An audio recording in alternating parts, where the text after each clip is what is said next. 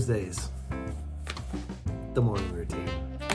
Yeah, man, it's Thursday. Woo! Day before Friday. Of course it is. But I love Thursdays. Why do I love Thursdays? Because it's the day before Friday, week starting to wind down, starting to get some motivation for the weekend. Starts getting exciting. And we always have fun around here. I get another day of reading headlines and cool stuff. So let's get right into the headlines, shall we? All right. First one for Thursday. NASA's new rover just shot a rock with its laser. What did rover have against the rock? I mean, not the rock, like, the movie star rock, but the rock on the planet. I don't get it. We just show up there and we start shooting stuff. Was it the Wild Wild West on Mars? Come on, NASA. Baby Yoda is now a talking clapper nightlight. Of course Clayton already has his on order. He would be remiss if he did not. The Pentagon is using the SR-71's legendary engine for something. Yep. That's the headline. For something. Whoa. Ooh. Really? For something? Of course you're using it. If you're using it, it is something. That one didn't. Much better. All right, it is Thursday, and we've been having a great week so far talking about self-reflection, looking at ourselves and challenging ourselves to say, hey, what can I do better? Hey, what have I done great? Self-reflection is such a good thing. It's such an important thing to help us grow and do more things, be more productive, enjoy life a little bit more. Sometimes it takes that self-reflection to realize and be thankful for what we have, what we've achieved thus far. I know that over this entire pandemic, over this year, because we're almost a year on this virtual stuff we've been doing, that many of us have struggled in so many different ways. We had opportunities, and those opportunities were stripped away from us based on certain things that had to happen. Life continued, and life happened. And with the additional struggles that came along with the pandemic, it didn't make life happen any easier. But as we start to come up on this year mark, it's super important and very valuable to start doing the self-reflection at the year mark. Not just because of the pandemic, but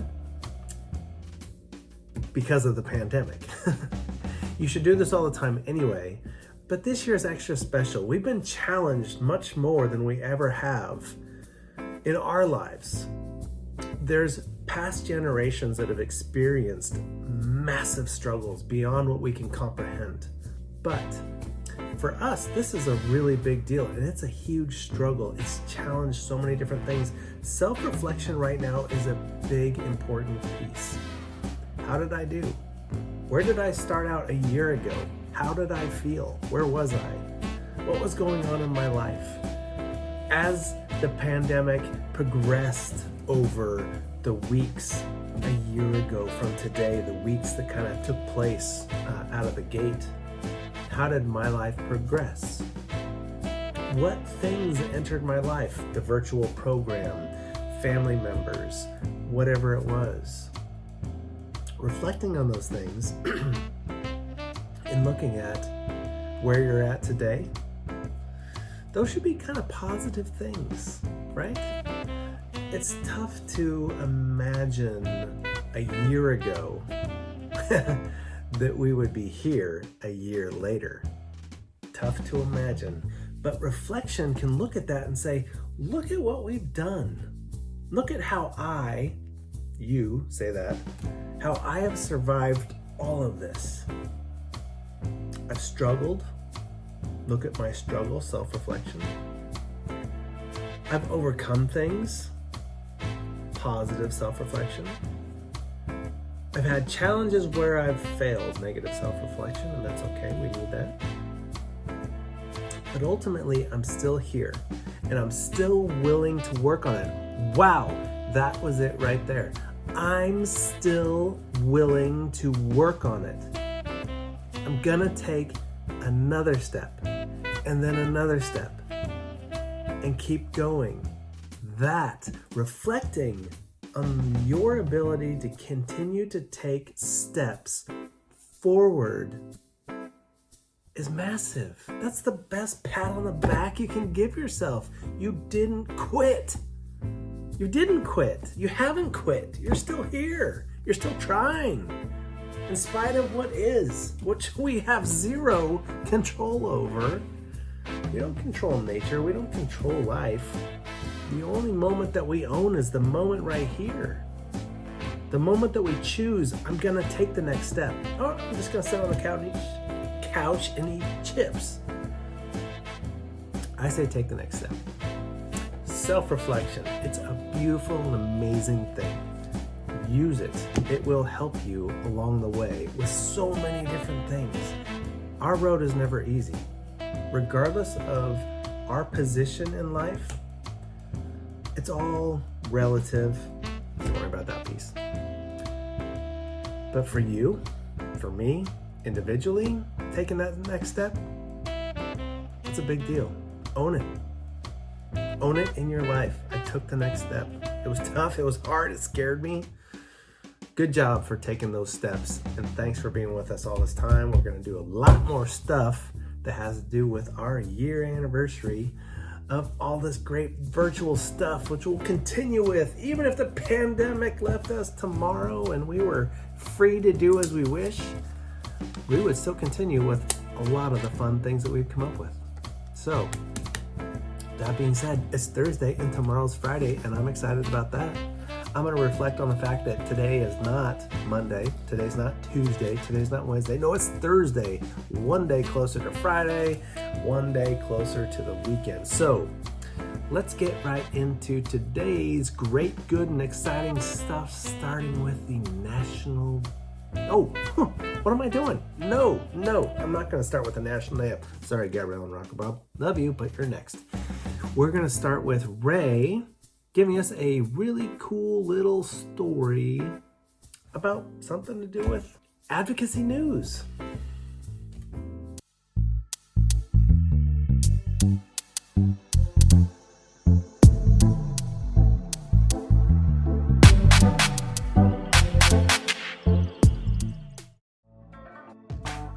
Netflix will spend $100 million to improve diversity on film following equity study. Netflix released a first-of-its-kind diversity study Friday to analyze the makeup of Netflix's on-screen talent as well as the behind-the-camera creators, producers, writers, and directors. The report shows that the company has made progress, but still has more work to do to close diversity gaps. And while the study says that 27% of the U.S. population identifies as having a disability, fewer than 1% of its series leads and just 5% of its series main cast were characters with disabilities. Friday's news and the company's fund is the latest in a series of commitments to diversity. Now, we will jump right into the National Day of, which has our contest, right? Hopefully you've been paying attention to the contest. Gabrielle's got this weird thing going on. Little badges on her shirt with words. Put all those words together. What does the whole thing say? That's what's going to win you the next very unique prize on Friday tomorrow. It's Insta Live Insta Trivia. All right, so check out National Day of right here. Good morning, everybody. I know, this is weird. I'm not in front of my library. But I just had to come out here to do today's National Day. Oh, by the way, it's Thursday. March 11th. And the national day is National Worship Tools Day. Oh, you know the tool, the screwdriver, the hammer, the crescent wrench, the this, the that, the next thing. What would we do without tools? But you know, I come from an era, my dad worked with tools all the time. I got to learn what everything was kind of used for. It was kind of fun. I'm a pretty handy girl with tools. But honestly, when you hear tools, what do you think about? I know what I think about. I think about Tim the Toolman Taylor. Oh, that just made me think of tools. But I am out my garage. So, you know, it is the worship of tools. So we've got to show tools. My husband just got a new workbench. And the tools look nice, actually. I could show them to you. So let's see why people worship tools. Let's see. Oh, let's look in here. Drawer number 1. Oh, the screwdrivers and the whatchahoodits. Oh, look at all of that. Boy, they're all in their places too. Impressive. Oh, crescent wrenches galore. Man, let's see, he's doing it good. Oh, look at all those pliers and needle nose pliers and the hammers and everything. I'm even impressed with the husband. So, get out there, grab a tool, get a nail, get a screw, hammer and screw it. Adore the tool today on worship. National Worship the Tool Day. Oh, you know, the Bubble had to actually ask Carlman, say, hey, Carlman, Bubble no have tools. I not handy dude, you know, not work on car dude. I don't got no tools, bro. I don't know how to relate to this day. Carlman say, hey, Bubble, when you work on a song, bro, what you use? I said, well, you know, when I'm working on a song, I get up on my head. He said, whoa, bro. He said, whoa. Not what I mean, dude. When you got to remember that song and you get to work on that song, you gotta do something. You gotta write it down, yeah. I said, whoa, yeah. I write it down, the words, and then I grab my pick and I start strumming away on my guitar. Man, he got the wheels turning. And then he said, hey, Pablo, you know what, dude? The pick, it's a tool, man. It's a tool for making the strings hum. I said, whoa! He said, you know what else, Pablo? The sounds you hear, they come from the strings and the guitar. It's a tool for making noise. I was like, whoa! So crazy. Tools all around me. And then he said, most important, he said, hey, Bubble, when you write the song, man, what you use to write the songs? I said, a pencil. He said, that's a tool, man. It's a tool to write with. What are you thinking? He got kind of upset because I wasn't getting it. But now I get it. And it's amazing. Because these are tools. This is a tool. These are tools. Tools all around. So today, I'm going to worship my tools. Maybe I'll go watch a Pick and Destiny later, too. Tenacious D. Cabana. Worship Tools Day. Worship Tools Day. Worship Tools Day. Worship Tools Day. Worship Tools. Worship Tools. Worship Tools Day. Worship Tools Day. Worship Tools Day. Worship Tools. Worship Tools. Worship, worship, worship, worship, worship. Tools. Yeah. I'm gonna go worship the tool right now. Ooh, I'm feeling the power, man. Workshop tools, man. I've got a few. I don't use them nearly as much as I should, but that's okay. Because I'm just going to go back in the past with Zach and forget about the workshop tools for me. Here's Zach, back in the past. I mean, he's not back in the past. He's going to tell us what was back in the past from today. Sorry, got very confusing there for a minute. Hey, happy Thursday, everybody. I hope you guys are all doing well.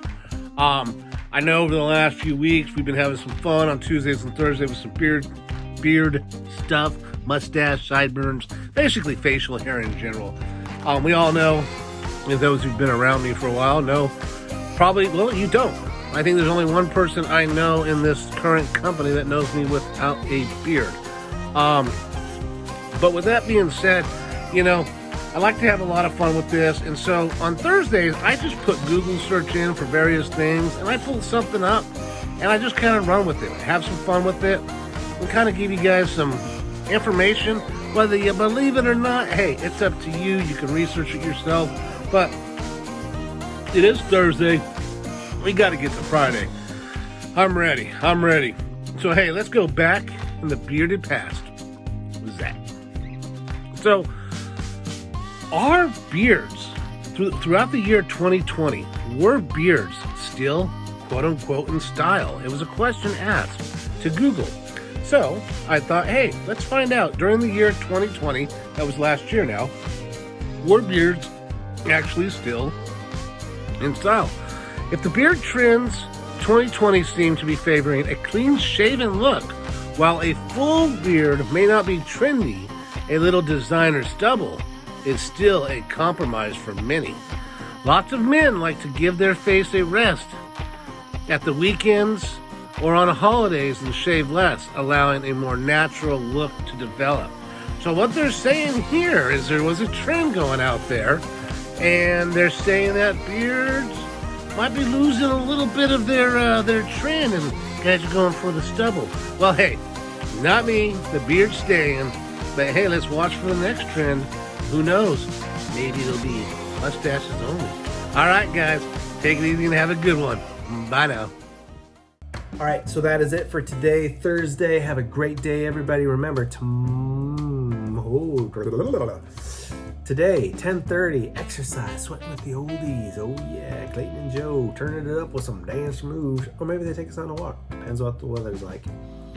That is at 10:30 Facebook Live, and then at 1 o'clock we have our awesome cooking with Gabrielle. I have to remember to eat something. Zach said this early in the week, maybe it was yesterday. Gotta eat something before you watch Gabrielle's nutritional cooking, because it looks good and it sounds good, the sizzling in the pans and stuff like that. Oh my gosh, too much for me. So I gotta make sure I eat at least a snack before I watch that, because man, I'm starving. As soon as I hear that sizzling on the pan, she starts cooking stuff. Oh man. Anyway, that's 1 o'clock Facebook Live, and then it's off to the rest of our day. So for Thursday and the morning routine, have a very good rest of your day. We'll see you tomorrow on the morning routine. Take care.